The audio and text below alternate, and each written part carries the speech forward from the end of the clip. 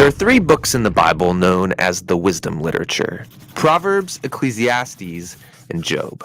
The first, Proverbs, showed us that God is wise and just. Yeah, we learned that God has ordered the world so that it's fair. The righteous are rewarded, the wicked are punished. In other words, you get what you deserve. But then we meet Ecclesiastes, who observes, well, people don't always get what they deserve. Yeah, he said the world isn't always fair, that life is unpredictable and hard to comprehend, just like smoke. And this makes you wonder, okay, well, is God wise and just? Exactly. And so it's that question that is being explored in the final book of wisdom, Job. All right, let's dive in.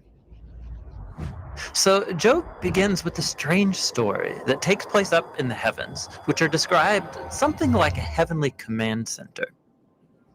So God is there with these angelic creatures called the sons of God, and they're all there reporting for duty. And God points out this guy Job, his servant, showing how righteous and good he is. And then one of these angelic creatures approaches. He's referred to in Hebrew as the Satan. The Satan.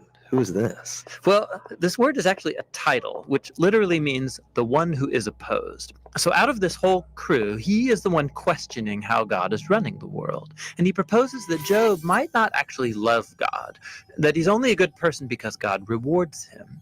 If God were to take away all of the good things he gave to Job, then we would see his true colors. So he thinks Job is just working the system? That's exactly right. Maybe he's obeying just to get what he wants. So God agrees to this experiment and allows the Satan to inflict suffering on Job.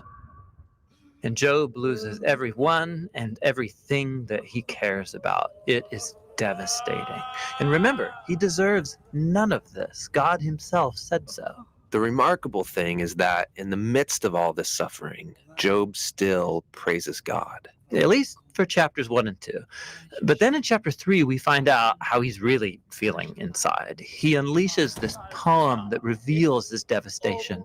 It's a long, elaborate curse on the day that he was born. After this, some of Job's friends come to visit him to offer their help. And all of them are like, Job, you must have done something horribly wrong to deserve this. After all, we know God is just, and we know the world is ordered by God's justice and fairness, so you must be getting what you deserve. And for the next 34 chapters, the friends and Job go back and forth in very dense Hebrew poetry. His friends keep speculating about why God might have sent such suffering, and they even start making up lists of hypothetical sins that Job must have committed. But after each accusation, Job defends his innocence. And Job is innocent. He is. He's also on an emotional roller coaster. At some moments, he's very confident that God is still wise and just. Yeah, in other moments, he's doubting God's goodness. He even comes to accuse God of being reckless, unfair, and corrupt.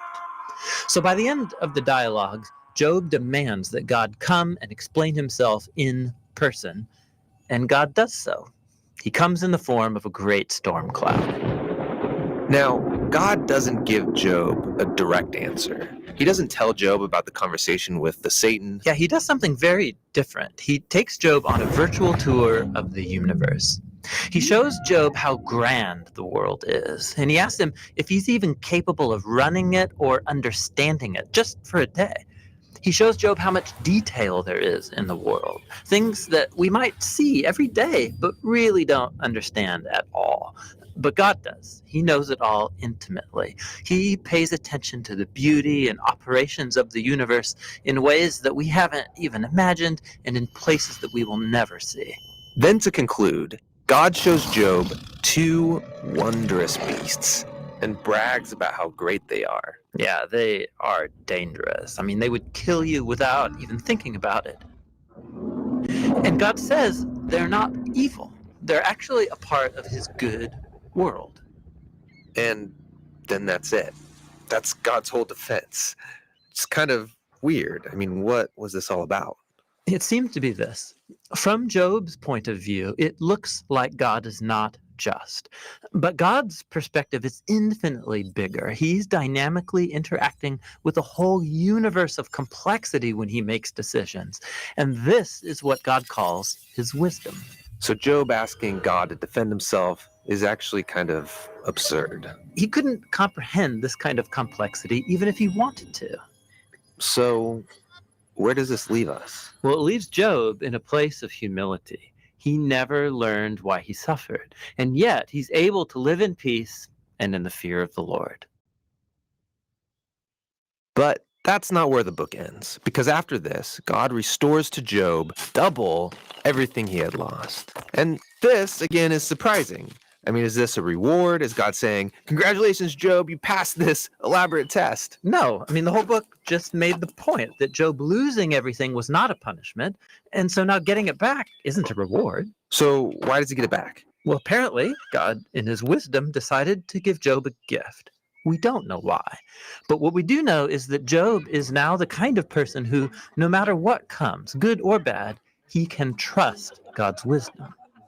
And that's the book of Job and the end of our wisdom series. These biblical books of wisdom are amazing. Each one offers a unique perspective on the good life, and you need to hear all of them together as you learn to live with wisdom and in the fear of the Lord.